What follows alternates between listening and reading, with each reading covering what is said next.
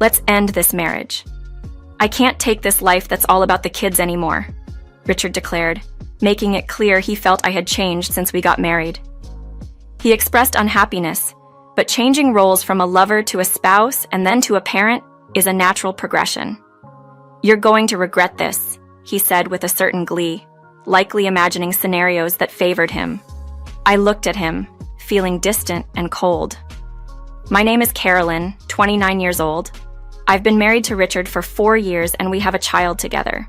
But happiness seems to be elusive in our household. Richard hardly participates in child rearing or household tasks. I'm on maternity leave, juggling the responsibilities of our home and our child by myself. My leave is drawing to a close, and I'm worried about how I'll manage once I return to work in 5 months. Despite my pleas for Richard to help more with our child and the chores, he remains indifferent, acting as if these duties are solely mine. This apathy has left me feeling overwhelmed and anxious about our future together. Richard and I met at work, ending up in the same department after I transferred. He was my supervisor, only 4 years my senior, but I admired his confidence and leadership. We fell for each other and eventually got married, but marriage revealed a side of Richard I hadn't seen while we were dating. The qualities I once admired now frustrate me. He became more self-centered, neglecting the thoughtful gestures he used to show me when we were dating. Living together has only magnified these issues, making me wish we had lived together before marrying. I hoped we could solve our problems through communication, but that was overly optimistic. Growing up, I believed marriage was about mutual support, a belief reinforced by my family. However, Richard's reluctance to share household responsibilities, despite initially agreeing to, has been disheartening. He started to neglect his duties, making excuses and asserting that as the breadwinner, his job exhaustion justified his lack of involvement at home. This situation has pushed me to a breaking point. Marriage, I thought, was about partnership and shared responsibilities, but my reality with Richard feels far from it. Richard started to make it clear that he saw household chores as solely the woman's responsibility, even though I also worked. His priorities shifted more towards spending time with friends or indulging in his hobbies, often leaving me behind. I had hoped that having a child together might bring about some changes in him. However, even during my pregnancy, when morning sickness left me barely able to move, Richard showed little empathy. He would complain about the house not being tidy, dismissing my illness as an act of laziness, and would leave to eat out because I hadn't prepared anything. His detachment went as far as not visiting me in the hospital during childbirth, choosing a drinking party over being with me. When I returned home after a 4-day hospital stay, he criticized me for making a big deal out of childbirth and warned me not to neglect the housework. Trying to comprehend his lack of compassion was baffling.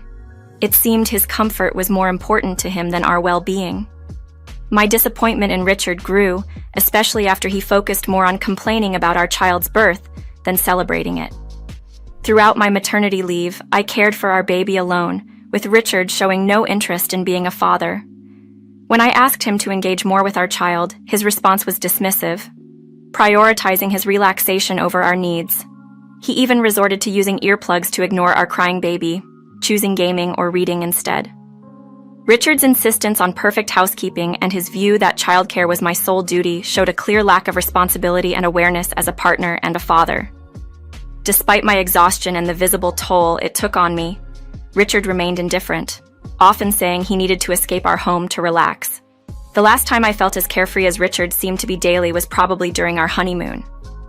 Despite being a married man and a father, he acted as if he was still single, criticizing my appearance and neglecting his health and well-being responsibilities towards me, a stark contrast to the considerate and kind person I dated. Frustrated and overwhelmed by his refusal to contribute to our household, I found myself too exhausted to even express my anger properly. If he believed things should be different, I wished he would show it by helping more with our shared responsibilities. I responded with a tired voice, but Richard just pointed fingers at me, claiming I was the problem. During our dating days, I thought he was amazing, but I never expected him to reveal such selfishness after marriage. Despite everything, I still hoped Richard would step up and be the father he should be. I tried to guide him, but it was disheartening to see his persistent refusal to change. Then, on his day off, Richard announced he'd be out with friends, expecting dinner upon his return. completely ignoring how worn out I was. "If you expect that, then you should contribute around the house. Don't make me repeat myself. It's exhausting," I said. But no matter how much I explained the constant demands of childcare, his response was always, "Don't be spoiled. You're on maternity leave." Resigned to yet another challenging day, I juggled childcare and housework. That evening, after I finally got our child to sleep and allowed myself a moment of rest, Richard came home. I was half asleep, drained from endless nights and the toll of looking after our child when Richard's loud complaint about dinner not being ready jolted me awake. His indignation, coming after a day of leisure for him, filled me with anger, yet I was too tired to argue. My primary concern was that his shouting would wake our baby. "Keep it down, please. The baby's just fallen asleep," I whispered. But my plea didn't calm him. Instead, it infuriated him more. "You've changed since we got married. Are you mocking me?" Richard accused, upset that I was putting our child's needs above his. To me, the priority was clear. We were parents now. Richard, however, seemed stuck in his premarital ways, not fully committing to his role as a father. "Of course, I'll prioritize our child. They are your child too. Why don't you show more interest?" I countered, frustration mounting. His next words shocked me. "Divorce me then. I'm tired of this life revolving around the child." Without a second thought, I agreed, exhausted from a marriage that brought more blame than support. Richard appeared satisfied with my agreement, as if the divorce would unfold in his favor. "Then leave my house quickly," he smirked, likely thinking I'd be at a loss or plead with him to stay. He couldn't have been more wrong. Convinced that Richard would one day regret our divorce, I quickly gathered my things and left our home quietly, seeking peace away from the turmoil. Just 4 days after my departure, I found a surprising sense of relief living without Richard. While taking care of our child remained challenging, the absence of Richard's stressful presence was a welcome change. During this peaceful time, Richard reached out to me in a state of panic. "You've created a huge mess here. Take responsibility," he demanded over the phone. I responded with calmness, which only fueled his frustration further. Richard then revealed that his life had spiraled out of control since I left. He admitted to having an affair with his high school ex-girlfriend, Hannah, who also worked at our company. The affair had been discovered, causing a scandal among our colleagues.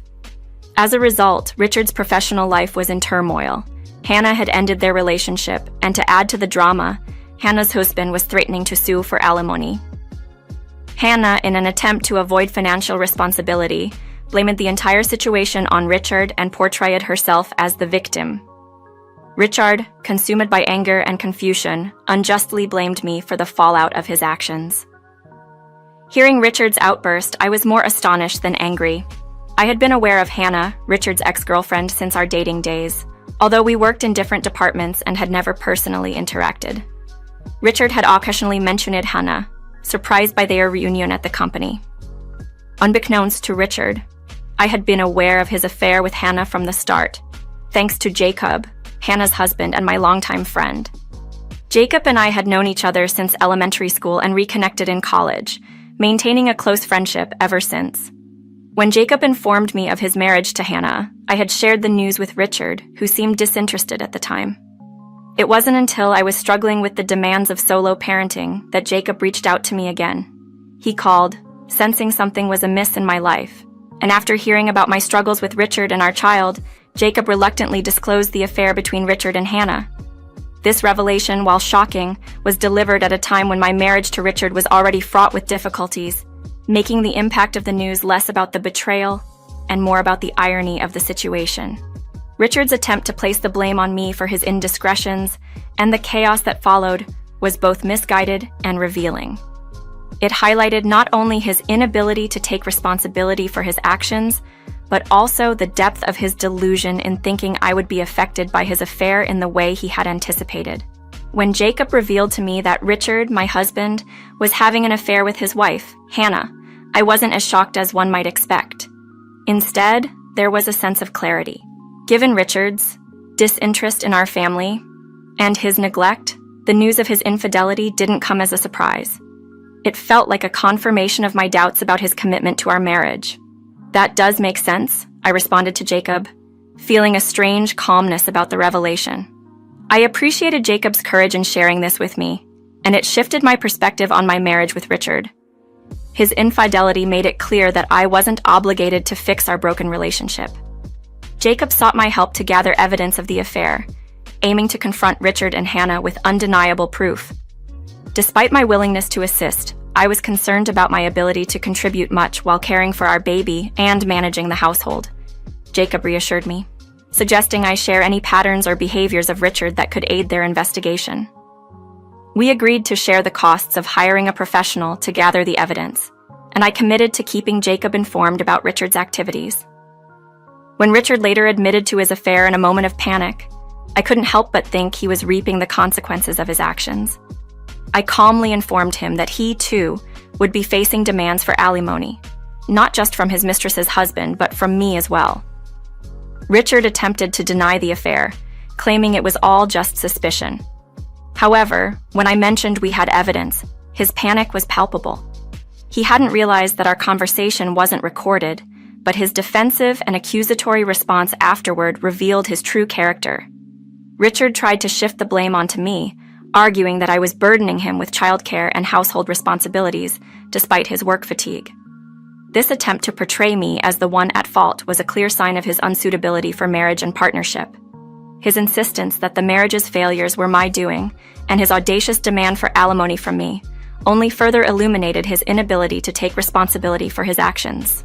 Reflecting on Richard's behavior and his outright refusal to support our family emotionally or physically, I realized that his views on marriage and responsibility were fundamentally flawed.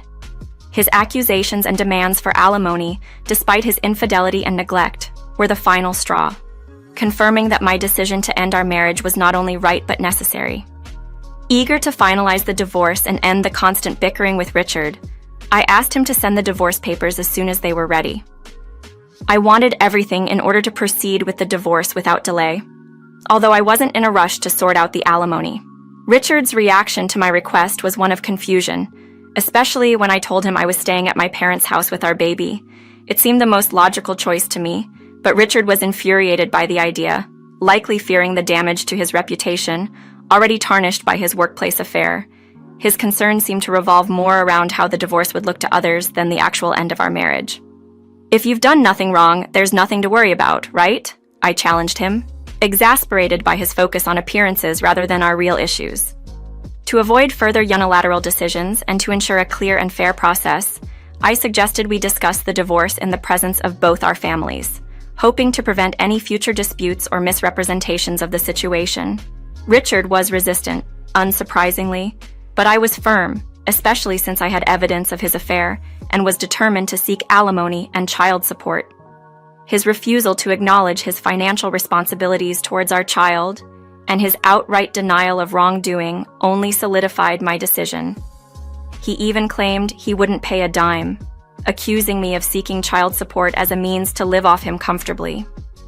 The day we were to discuss the divorce with our parents, I left our child with my sister and headed to my in-laws' house, anticipating that Richard might try to cast himself as the victim to his family. Prepared to counter any of his lies with the truth, I was ready for the meeting. As expected, Richard began with a tale of woe, portraying himself as the aggrieved party, overwhelmed by childcare and household responsibilities, and even accusing me of infidelity. His audacity was almost impressive, considering it was he who had neglected our family, prioritizing his leisure over our needs. His attempt to play the victim in front of our families was a bold move, but I was prepared to reveal the truth, confident that the evidence and facts would speak louder than Richard's fabrications. As Richard spun his narrative, painting himself as an overwhelmed victim buried under childcare and housework, my father looked on, puzzled and concerned. Richard seized this moment to cast doubt on my character, suggesting I was the one at fault for not supporting him. His words twisted the reality of our daily struggles, where it was actually Richard who often complained and shirked his responsibilities. I chose to stay quiet as he made his case, letting the tension in the room build. When the moment felt right, I decided it was time to reveal the truth. I pulled out a voice recorder, asking everyone to listen carefully. The recording clearly captured Richard's harsh words towards me when I sought his help, and his assertions that childcare and housework were solely my duties as a woman. Richard's panic was evident as he tried to stop the playback, but my in-laws intervened, holding him back. Next, I presented photographic evidence of Richard's infidelity, showing him and Hannah together, in compromising situations. Richard's immediate reaction was to question how I obtained the photos, inadvertently confirming their authenticity. "So, you admit to the affair?" I countered, catching him off guard as he scrambled for excuses, claiming the photos were fabricated to fit my narrative. Despite his parents' disapproval, Richard stubbornly denied any wrongdoing, clinging to his denial. Frustrated by his continued lies, I played another recording. This one featured conversation between Richard and Hannah, where they belittled me and Jacob and discussed their future plans together. It was clear from their words that they had little regard for their current spouses. This second recording seemed to solidify my in-laws' understanding of the situation. They had been quietly observing, likely piecing together the truth from the evidence presented. Even as Richard's parents admonished him, he persisted with his excuses, unwilling to concede any fault. It was evident that my decision to bring these recordings and photos was justified, as they painted a clear picture of the deceit and lack of respect at the heart of Richard's actions.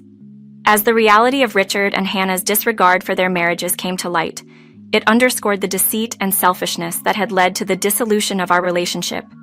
In the midst of our heated discussion, Richard, with a laugh that carried a mocking tone, declared regretfully, "I should never have married her." This statement, made in front of both our families, drew sharp looks of disdain from our parents. My father-in-law, a police officer known for his physical presence and zero tolerance for dishonesty, fixed Richard with a stare that made him visibly shrink. His profession had instilled in him a deep contempt for deceit, and in this moment, his fury was unmistakable. Feeling cornered by my father-in-law's intimidating aura, Richard turned to me in desperation, seeking an ally. "I understand I was wrong. I won't make you carry all the burden of childcare and housework anymore, and I'll stop my affair. Please, can we start over?" he pleaded, hoping for forgiveness and a chance to reset our relationship. But his words, though seemingly sincere, fell on my disbelieving ears. I had heard similar promises before, only to be met with repeated disappointments. I took a deep breath and addressed Richard. "You've often accused me of changing since our marriage, but becoming parents naturally shifts our priorities towards our child. It's been tough managing everything alone without your support." My words were calm but firm, highlighting the unfeasibility of continuing a life with someone who failed to embrace their parental duties.